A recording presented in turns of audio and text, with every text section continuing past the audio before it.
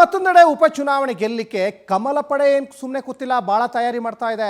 ಬಾಗಲಕೋಟೆ ಕ್ಷೇತ್ರದಲ್ಲಿ 5 ತಂಡಗಳಾಗಿ ಬಿಜೆಪಿ ಈಗ ಪ್ರಚಾರ ಮಾಡ್ತಾ ಇದೆ. ಬಿಜೆಪಿ ಅಭ್ಯರ್ಥಿ ವೀರಣ್ಣ ಚರಂತಿಮಠ ಪರ ಮತಯಾಚನೆಯನ್ನ ಕಮಲ ಕಲಿಗಳು ಮಾಡ್ತಾ ಇದ್ದಾರೆ. ಮನೆ ಮನೆ ಪ್ರಚಾರ ಶುರು ಮಾಡಿದೆ ಬಿಜೆಪಿ ಆಲ್ರೆಡಿ. ಬಾಗಲಕೋಟೆ ಕ್ಷೇತ್ರದಲ್ಲಿ 5 ತಂಡಗಳಾಗಿ ಬಿಜೆಪಿ ಪ್ರಚಾರವನ್ನು ಮಾಡ್ತಾ ಇದೆ. ಬಿಜೆಪಿ ಅಭ್ಯರ್ಥಿ ವೀರಣ್ಣ ಚರಂತಿಮಠ ಪರ ಮತಯಾಚನೆಗೆ ಈಗ ಕಮಲ ಕಲಿಗಳು ಮುಂದಾಗಿದ್ದಾರೆ. ಮನೆ ಮನೆ ಪ್ರಚಾರವನ್ನು ಈಗ ಬಿಜೆಪಿ ನಾಯಕರು ಈಗ ಶುರು ಮಾಡಿಕೊಂಡಿದ್ದಾರೆ. ಗ್ರಾಮೀಣ ಮುಚಕಂಡಿಯಲ್ಲಿ ಅರವಿಂದ ಲಿಂಬಾವಳಿ, ಇನ್ನು ಬಾಗಲಕೋಟೆಯಲ್ಲಿ ಮಾಜಿ ಸಂಸದ ಪ್ರತಾಪ್ ಸಿಂಹ ಕೂಡ ಪ್ರಚಾರವನ್ನು ಮಾಡ್ತಾ ಇದ್ದಾರೆ. ಇನ್ನು ರಾಂಪುರ ಭಾಗದಲ್ಲಿ ಮಾಜಿ ಸಚಿವ ಶ್ರೀರಾಮುಲು ಕೂಡ ಕ್ಯಾಂಪೇನ್ ಮಾಡ್ತಾರೆ. ಗ್ರಾಮೀಣ ಭಾಗದಲ್ಲಿ ಮಾಜಿ DCM ಗೋವಿಂದ ಕಾರಜೋಳ ಪ್ರಚಾರದ ಜೊತೆಗೆ ಈ ಛಲವಾದಿ ನಾರಾಯಣ ಸ್ವಾಮಿ ಎನ್ ಮಹೇಶ್ ಕೂಡ ಈಗ ಭಾಗಿಯಾಗ್ತಾ ಇದ್ದಾರೆ.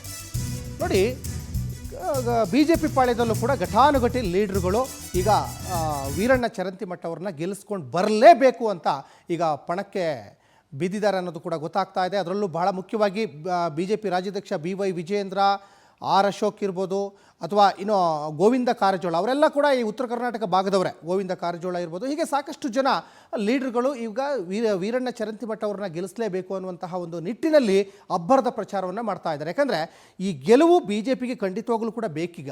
ಯಾಕಂದರೆ ಮುಂಬರುವ ವಿಧಾನಸಭಾ ಚುನಾವಣೆ ಏನು ಬರ್ತದಲ್ಲ 2028ಕ್ಕೆ, ಈ ಗೆಲುವು ನಿಜಕ್ಕೂ ಒಂಥರ ಆ ಒಂದು ಚೈತನ್ಯ ಸಿಗುತ್ತೆ.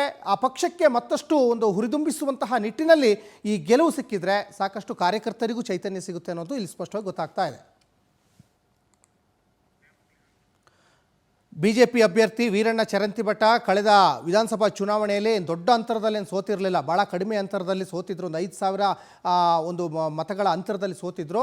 ಆ ಕ್ಷೇತ್ರದಲ್ಲಿ ತನ್ನದೇ ಆದಂಥ ಒಂದು ಹವಾ ಮೇಂಟೈನ್ ಮಾಡಿದ್ದಾರೆ ವೀರಣ್ಣ ಚರಂತಿಮಠ ಅವರು. ಹಾಗಾಗಿ ಈ ಸಲ ಗೆಲುವು ನಿಶ್ಚಿತ ಅಂತ ಇನ್ನು ಪ್ರಹ್ಲಾದ್ ಜೋಶಿ ಇರ್ಬೋದು, ಸಂಸದ ಬಸವರಾಜ ಬೊಮ್ಮಾಯಿ ಇರ್ಬೋದು, ಮಾಜಿ CM BS ಯಡಿಯೂರಪ್ಪನವರು ಇರ್ಬೋದು, ಹೀಗೆ ಸಾಕಷ್ಟು ಜನ ಭವಿಷ್ಯ ನುಡಿದಿದ್ದಾರೆ. ಆ ಬಾಗಲಕೋಟೆ ಕ್ಷೇತ್ರದ ಮತದಾರರ ಚಿತ್ತದಲ್ಲಿ ಏನಡಗಿದೆ, ಈ ಸಲ ಯಾರಿಗೆ ಒಲವನ್ನು ತೋರಿಸ್ತಾರೆ ಅನ್ನುವಂಥದ್ದು ಸಾಕಷ್ಟು ಕುತೂಹಲ ಇದೆ. ಆದರೆ ಪ್ರಯತ್ನ ಮಾತ್ರ ದೊಡ್ಡ ಮಟ್ಟದಲ್ಲಿ ನಡೀತಾ ಇದೆ ಬಿಜೆಪಿ ಪಾಳ್ಯದಲ್ಲಿ. ಈಗ BY ವಿಜಯೇಂದ್ರ, R ಅಶೋಕ್ ಇರ್ಬೋದು, ಗೋವಿಂದ ಕಾರಜೋಳ ಇರ್ಬೋದು, ಅರವಿಂದ ಲಿಂಬಾವಳಿ, ಪ್ರತಾಪ್ ಸಿಂಹ, ಹೀಗೆ ಘಟಾನುಘಟಿ ಬಿಜೆಪಿಯ ಲೀಡರ್ಗಳು ಅಖಾಡದಲ್ಲಿ ಇಳಿದಿದ್ದಾರೆ. ಚರಂತಿಮಠನನ್ನು ಗೆಲ್ಲಿಸಬೇಕು, ಈ ಸಲ ಗದ್ದುಗೆಗೆ ಏರಿಸಲೇಬೇಕು ಅಂತ ಪಣ ತೊಟ್ಟಿದ್ದಾರೆ. ಹಾಗಾಗಿ ಇದು ಕಾಂಗ್ರೆಸ್ಸಿಗೆ ಪ್ರತಿಷ್ಠೆ ಆಗಿದ್ದರೆ ಬಿಜೆಪಿಗೆ ಈ ಗೆಲುವು ಅನಿವಾರ್ಯ ಆಗಿದೆ.